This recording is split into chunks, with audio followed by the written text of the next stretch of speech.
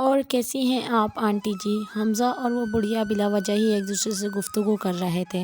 حمزہ بہت خوش دلی سے ان سے بات کر رہا تھا، جبکہ ان بوڑھی اماں نے تو جب بولنا شروع کیا تو بس پھر بولے ہی جا رہی تھی۔ پہلے وہی بات، میری بہو ایسی، میری بہو ایسی، بو کے قصیدے پڑھ کر ان کا منہ ذرا نہیں دکھا تھا۔ یاور حمزہ ان کی باتوں میں دلچسپی ظاہر کر رہا تھا اور یہاں الفت کا دماغ پک چکا تھا، لیکن مجبوری یہی تھی کہ ابھی اسے چپ چاپ یہ سب سننا تھا، اور وہ بھی یہی کر رہی تھی۔ بیٹے میں تمہیں بتاؤں، میری بہو جب بھی میری خدمت کرتی ہے تو بس یہی بولتی ہے، امی اللہ مجھے جزائے خیر دے گا، اور پھر میں جواباً بولتی ہوں انشاءاللہ۔ حمزہ کو لگا الفت نہایت بور ہو رہی ہے، تو اسے خیال آیا یہی صحیح موقع تھوڑی دل میں جگہ بنانے کا۔ وہ ذرا سا ہچکچاتے ہوئے بولا، الفت آپ کچھ کھا لیں، میں یہ کچھ چیزیں لایا تھا۔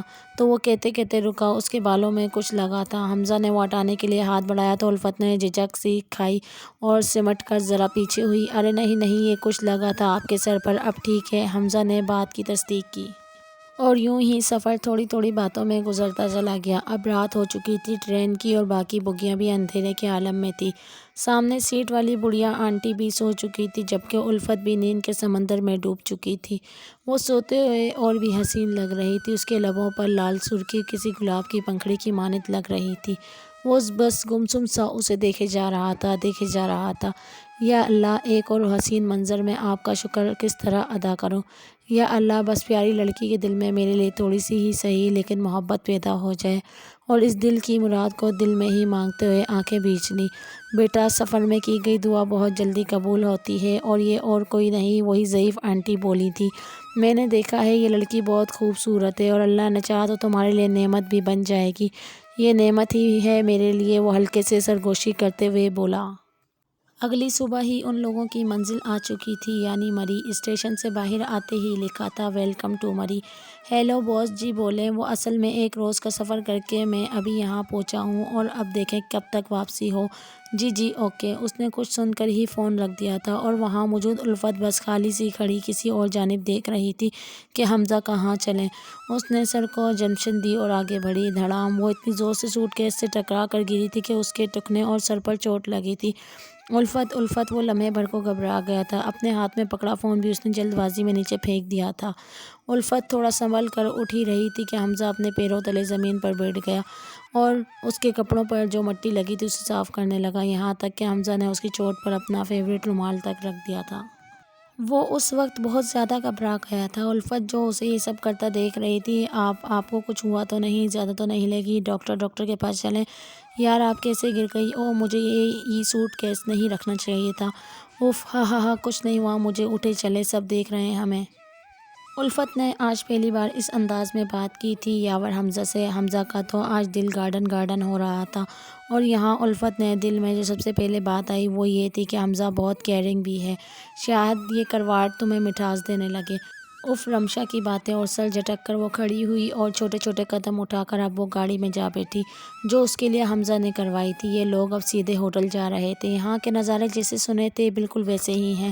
حمزہ ڈرائیور سے مخاطب تھا، جی صاحب، اور یہاں لوگ اکثر مئی جون جولائی میں زیادہ آتے ہیں کیونکہ یہاں کا موسم اور باقی جگہوں سے خوبصورت ہوتا ہے، یعنی آج کل پبلک زیادہ ہوگی۔ حمزہ کچھ سوچتے ہوئے بولا۔ ہاں جی صاحب، ڈرائیور نے باقاعدہ سوال کا جواب دیا۔ الفت کھڑکی سے باہر بڑی بڑی پہاڑوں کو نظارہ کر رہی تھی، اور حمزہ بس اس کا۔ ہائے! کاؤنٹر میں کھڑی نیلی جینس اور لال شرٹ میں ملبوس وہ لڑکی انتہائی خوبصورت تھی۔ یس، کین آئی ہیلپ یو؟ جی، وہ روم مسٹر اینڈ مسز حمزہ۔ لڑکی رجسٹر کھولا، پورا ڈیٹا چیک کیا اور چابی اس کے ہاتھ میں دی۔ Room number 115، have fun! اور خوش دلی سے اس نے اپنے کسٹمرز کو اٹینڈ کیا۔ آپ یہاں بیٹھیں، میں فرسٹ ایڈ لاتا ہوں۔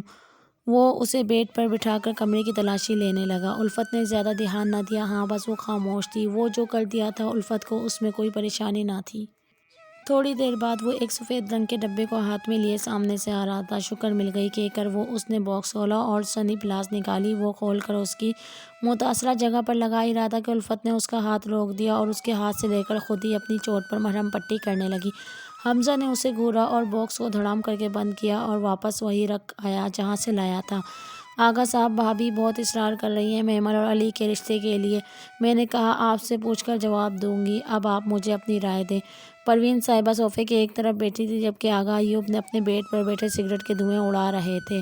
پروین بیگم ابھی ہم کوئی جواب نہیں دے سکتے علی جب تک خود بزنس مین نہیں بن جاتا جب تک۔ آغا صاحب یہ کیسی ضد ہے، ایک بیٹی کو بھی تو آپ نے کسی کمپنی کے ملازم سے باندھ دیا ہے نا، اب پھر تو یہ گھر کا بچہ ہے۔ پروین بیگم، آغا ایوب کی بھاری آواز میں ذرا سا رعب جاگا تھا۔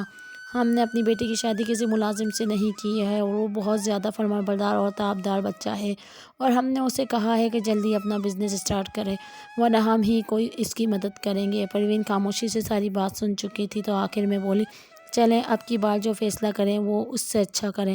آغا صاحب نے پروین بیگم کو ایک نظر دیکھا اور غصیلے پن میں ہی سر کو جمشن دی۔ ہاں خیریت سے ہوں، ہاں وہ بھی ٹھیک، ہاں کچھ باتیں ہوئی ہیں، ہاں ہاں کل بتاؤں گا۔ حمزہ دھیرے دھیرے فون پر حنین سے بات کر رہا تھا، وہ اتنا آہستہ بول رہا تھا کہ سامنے والے کمرے تک بالکل بھی آواز نہ جائے۔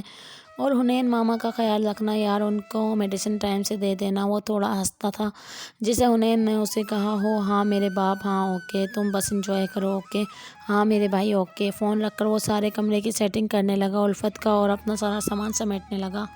جبکہ الفت دوسرے کمرے میں سو رہی تھی۔ جب وہ سارا کمرہ سمیٹ چکا تو جلدی سے جا کر 2 کپ چائے اور کچھ ناشتے کا سامان لے کر آیا۔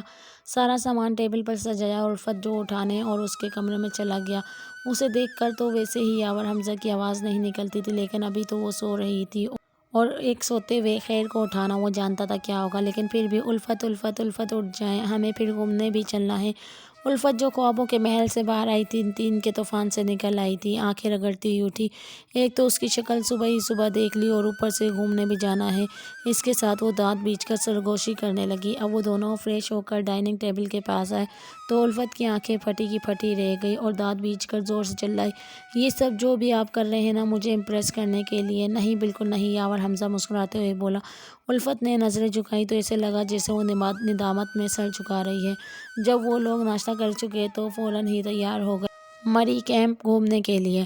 الفت نے ہرے رنگ کی شرٹ پہنی تھی جو ٹکنوں سے اوپر اور پیچھے سے ٹکنوں کے نیچے تھی، اور ہلکے رنگ کلر کی ٹائز، وہ خاصی ماڈرن اور خوبصورت دکھائی دے رہی تھی۔ سیم شرٹ کلر کا دوپٹہ لیا ہوا تھا اور حمزہ بلیک جینز اور لائٹ گرے کلر کی شرٹ میں تھا۔ شیو فریشن اور بال سائڈ مانگ اور پف والے کٹ رہے تھے، وہ خاصا ہینڈسم لگ رہا تھا۔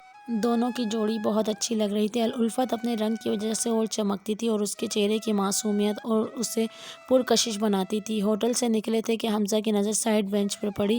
اس نے واقعتاً الفت کو مخاطب کر کے کہا، وہ دیکھو وہی آنٹی جو ٹرین میں دیکھی تھی۔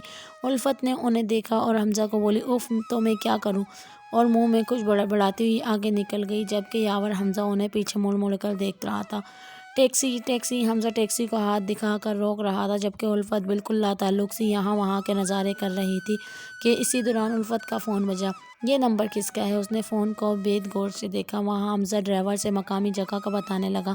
اس نے لمحہ بھر کو الفت کو دیکھا اور جو اپنے موبائل کو بہت غور سے دیکھ رہی، اس کے تاثرات دیکھنے میں کچھ مشکوک دکھائی دے رہے تھے۔ اس نے دل میں سوچا، کون ہو سکتا ہے، میں پوچھوں؟ نہیں رہنے دیتا ہوں، اور سر جھٹک کر واپسی ٹیکسی ڈرائیور سے بات کرنے لگا۔ جب تک وہ اٹھاتی فون بند ہو چکا تھا۔ اس نے ریٹرن کرنا مناسب نہیں سمجھا اور پھر سے ہاتھ پر ہاتھ رکھ کے کھڑی ہو گئی۔ جب ٹیکسی بک ہو چکی تو حمزہ نے آواز لگائی، آ جائیں، اور وہ بال کانوں کے پیچھے کرتی دھوپ کے باعث آنکھیں چھوٹی چھوٹی کر کے آگے بڑھی۔ حمزہ بھی اس کے پیچھے گاڑی میں بیٹھا تھا۔ بھابی میں نے آغا صاحب سے بات کی ہے، ابھی دیکھیں کیا کہتے ہیں وہ، ویسے تو مجھے کوئی اعتراض نہیں، اور ایک بار الفت کی رائے لینا بھی بہت ضروری ہے۔ ہاں ہاں جیسے آپ مناسب سمجھیں، تائی حمیدہ نے فون رکھ دیا۔ مری کی خوبصورتی اس کی پہاڑیاں تھیں اور یہ لوگ بھی وہیں جا رہے تھے۔ فلائنگ چیئر سے کچھ دوری پر ڈرائیور نے حمزہ کو جو جگہ بتائی تھی، بس وہی حمزہ کا دل چاہا کہ الفت کو لے جانا چاہیے۔ مری شروع سے ہی سیاحوں کے ایک اچھی تفریح گاہ رہا ہے۔ یہاں کے لوگ پہاڑی علاقے میں رہتے ہیں زیادہ تر، ویسے تو اسلام آباد اور لاہور کے درمیان، اسی لیے یہاں کے بندرگاہوں میں سیاح کراچی اور دیگر پاکستان کے صوبے سے آئے سیاح گاروں کا نیلا نظر آتا ہے۔ کہیں کہیں باہر ممالک کے کچھ گورے بھی نظر آتے دکھائی دیتے ہیں۔ سب طرف بازار اور مارکیٹوں میں رش بھی تھا، اور کچھ تفریح کے لیے یہاں سے وہاں گھومتے پھر رہے تھے اور کچھ لوگ تصویریں بنا رہے تھے۔ یاور حمزہ اور الفت دونوں مری کی ان گلیوں میں خود سے لاتعلق تھے، جبکہ ان کے آس پاس بہت سارے کپل تھے، کچھ ہاتھوں میں ہاتھ ڈالے اور کچھ تصویروں میں اپنی یہ سہانی یادیں قید کر رہے تھے۔ حمزہ کے دل میں بھی کچھ اسی طرح کی خواہشات جاگی تھی، تو وہ تیز تیز قدموں سے چلتا الفت کے قریب آنا چاہ رہا تھا۔ الفت جو آگے سے آگے بڑھتی چلی جا رہی تھی، وہ ذرا رکا اور ایک ریڑھی والے سے وہاں کی مشہور ترین چاٹ لینے لگا تھا۔ الفت کو محسوس ہوا کہ اس کا فون پھر بج رہا ہے، تو بیگ میں ہاتھ ڈال کر دیکھنے لگی، اور پھر وہی نمبر جو اس کے فون سیو میں بھی نہ تھا۔